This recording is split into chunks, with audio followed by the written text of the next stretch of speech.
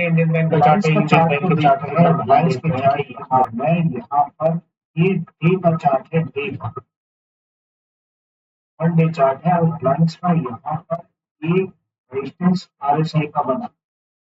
ठीक है, मार्केट के अंदर में ड्रॉप आया नीचे के अंदर में 1 डे के अंदर में, जो हमने 1440 से 1410 का बताया था वो कंप्लीट हुआ। यहाँ सपोर्ट लिया उसने, ठीक है, सपोर्ट लिया यहाँ पर।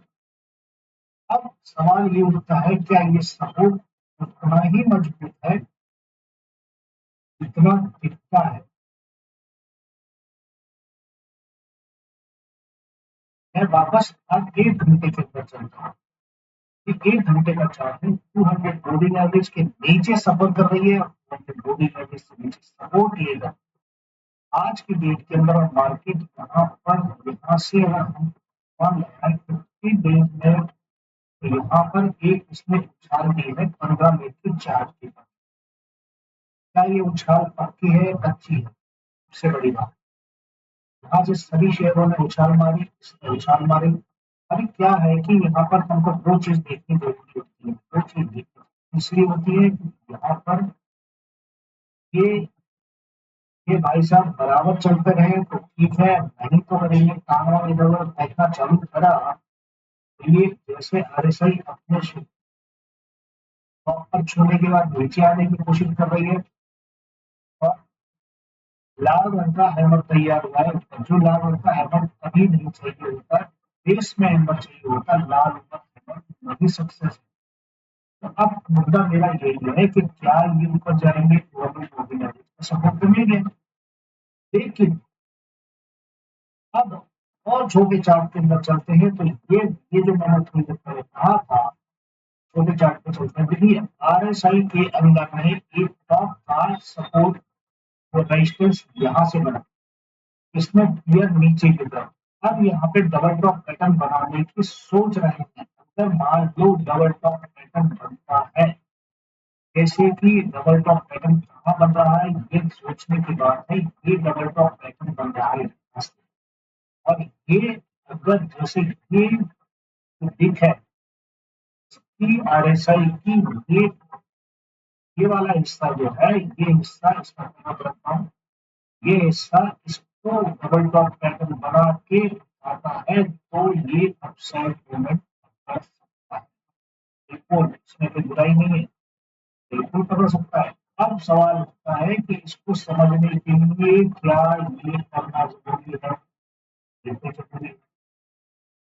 अगर आरएसआई की मूवमेंट एक कैंडल भी नीचे खिसकी, ये पूरा नीचे आ गया आपको मूविंग एवरेज के ऊपर बैठने के लिए आए, और नहीं तो शॉर्ट से जरूर कोशिश करेगा, क्योंकि आरएसआई का ट्रेंड नीचे की तरफ दिख रहा है।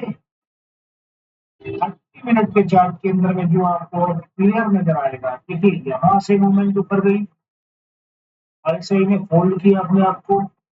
अब वीकली चार्ट में देखेंगे तो वीकली चार्ट बहुत मजबूत है, वीकली चार्ट में कोई प्रॉब्लम नहीं है, डे चार्ट के अंदर में कोई प्रॉब्लम कोई नहीं दिखती है। इतना जाना था चले गए, एक सपोर्ट उठा लिया, अच्छी बात है। अगर मार्केट फिर खराब होता है तो ये नीचे आ सकता है। अब इसका एक बहुत बड़ा रीजन आप समझना बहुत गौर से, तो ये एक चार्ट का पैटर्न बना हुआ है, इनवर्स हेड एंड शोल्डर। ये inverse head and shoulder chart का पैटर्न अगर ये कामयाब हो जाता है, जैसे कि आरएसआई के अंदर दिख रहा है, आरएसआई के अंदर में inverse head and shoulder pattern दिख रहा है, अगर ये कामयाब हो जाती है तो ये जंप लेकर ऊपर चले जाएगा। ठीक है, अब इसको अगर हम मान लो आज की डेट के अंदर में इसको देखते हैं, ऑप्शन में देखने की कोशिश करें तो ये लाइन्स है।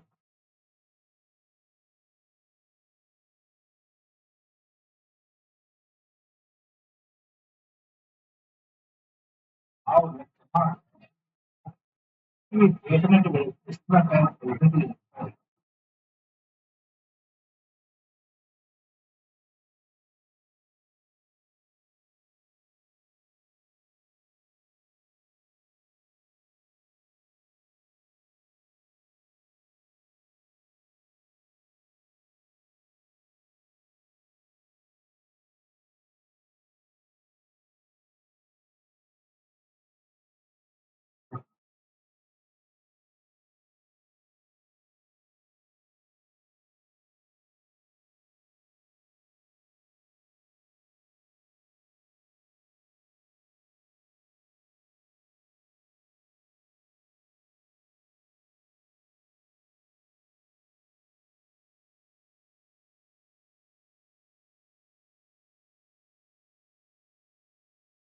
क्या आ गया आपका रिलायंस का चार्ट ऑप्शन था।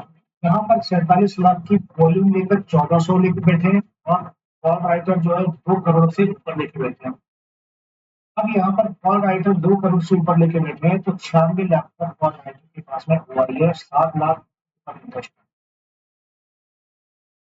या 31 लाख का ओपन इंटरेस्ट 30 लाख का ओपन हुआ है तो ओपन इंटरेस्ट ज्यादा है 20 लाख ज्यादा है। उनके पास में 96 लाख है वॉल्यूम भी बहुत तगड़ा है तो 1400 से नीचे इसका देगा ये आपको पड़ेगा नहीं किसी भी हालत। 56 लाख की वॉल्यूम यहाँ ऊपर की तरफ 1410 पर है तो 11 लाख की छोड़ेगा नहीं। ये समझ लीजिए 13 नब्बे के आसपास अभी भी नीचे की तरफ सरकार ने बस इतना ही समझाने की कोशिश करी।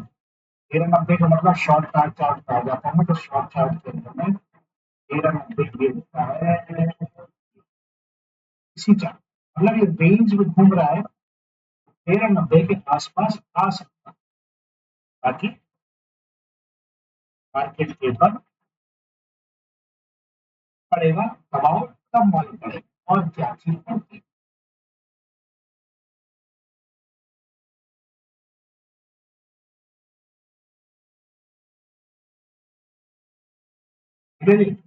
ओके